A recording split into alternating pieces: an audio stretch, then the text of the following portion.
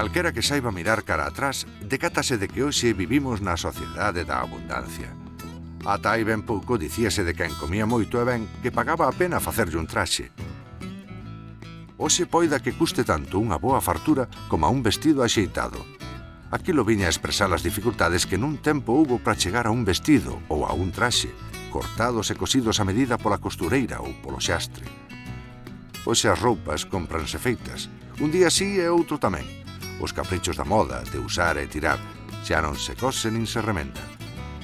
E do que agora case non sabemos é da ledicia de estrear unha vez ao ano un traxe novo. Por iso daquela se dicía: o que non estrea o domingo de Ramos, nin ten pés nin ten manos.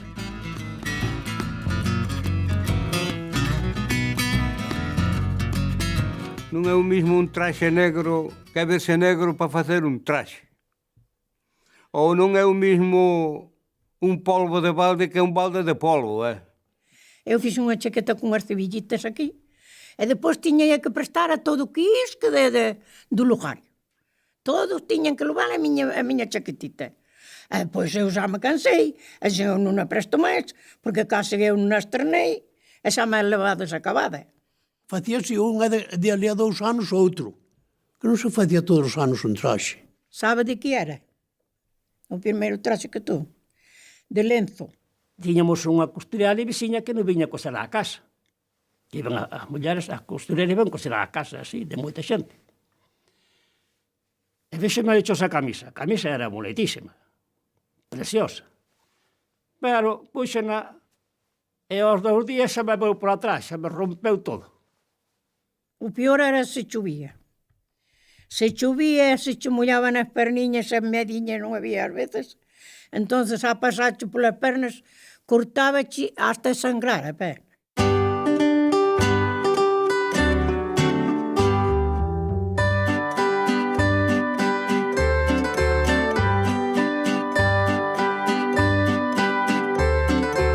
Eu creo que o primeiro traxe que me fixeron a min xa tiña polo menos 18 anos ou así.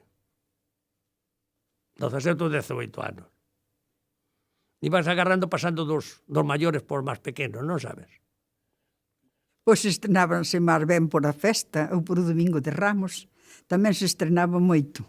Hoxe ainda teño 2. Teño un que fixen en Holanda e teño outro máis que cando casou o fillo.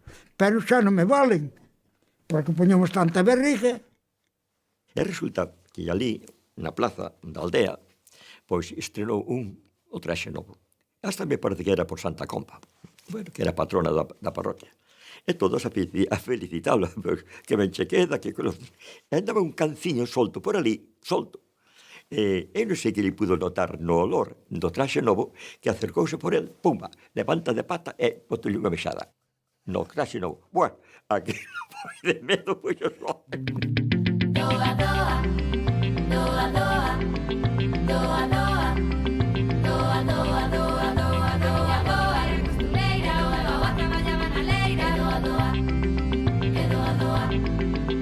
A roupa anterior era as mulleres unha camisa con uns tirantes. Chamábamoslle a camisa. As bragas tamén as faiamos nós. Ela nos las cortaba e despois faíamoslle polas costuras incruste. E da redor da perna ou faíase unha vainica cega e despois un rematiña ganchillo. Tiña un cinturón a amarrar atrás e outro cinturón a amarrar adiante.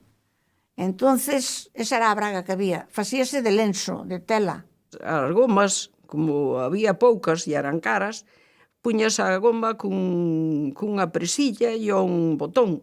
E cando se cambiaba a braga, había que quitar a goma e pasarlle a braga seguinte.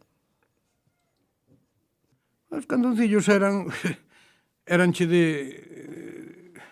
liño. Liño non, máis ben xa había tela. O liño máis ben era pasábanas. Despois, os que eran de algodón, que sabía compralo, ibas ao comercio e compraba os metros que che facía falta. Os largos, eses eran de felpa, eses xa os comprábamos. Para ir ao mar, para ir ao mar.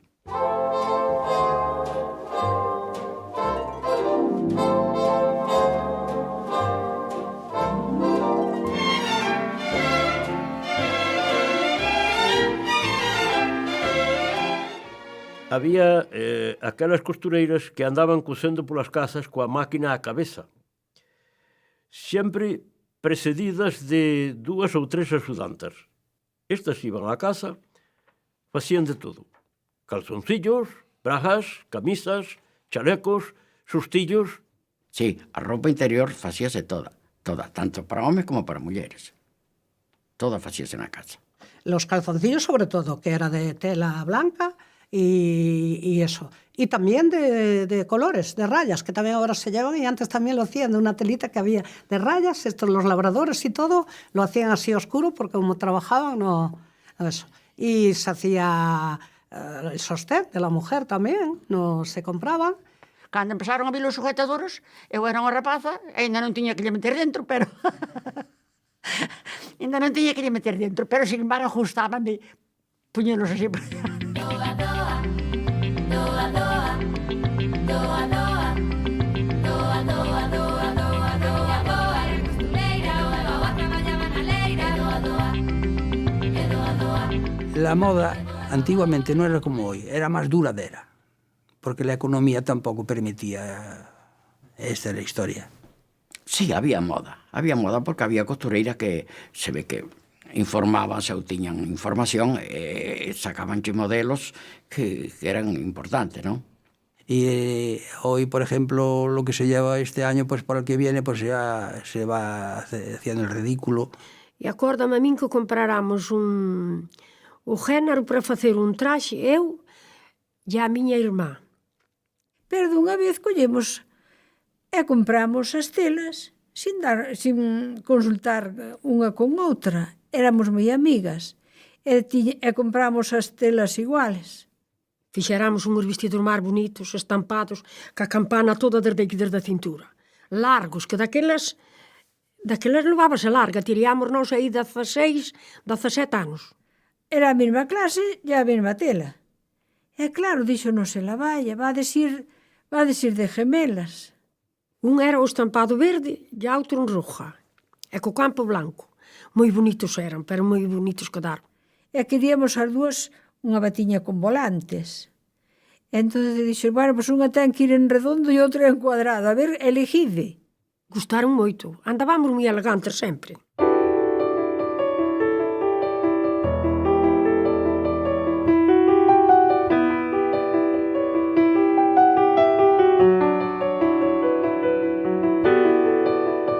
Así que as rapazas xa estrenaban algunha roupa extravagante, xa se compraba, pero as mulleres vellas sí que facían a roupa de sempre. Non podían escapar se unha tiña a roupa larga, a outra tiña que ser larga, se era negra tiña que ser...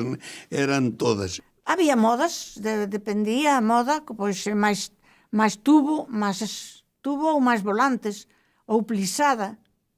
Chamábamos plisada, era todo pliegues todo alrededor. E planchábala e ibas maravillosa con a falda plisada. Nada tiña calquera.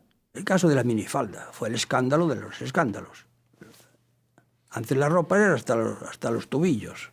E as modistas, algunhas xa facía o que podía. O que pasa que o negro era atreverse a salir de moda nun ambiente así. Doa, doa, aldea mara xa quedaba na casa, cuidaba de todos, iba as patacas. Doa, doa, doa, doa, doa. Que mandaba moito carajo para xuntar os cartos a comprar tanto traxe.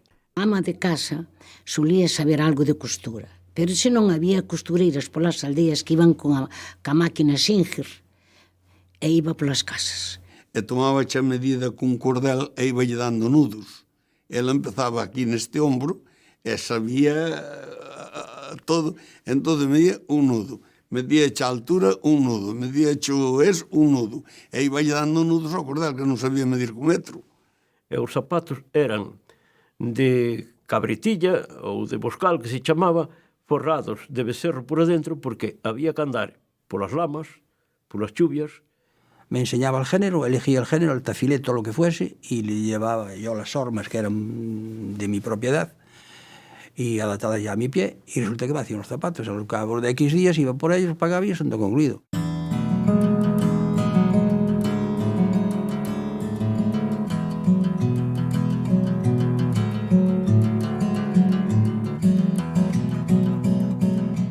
irmá que traballaba ali nun taller que facían pantalós.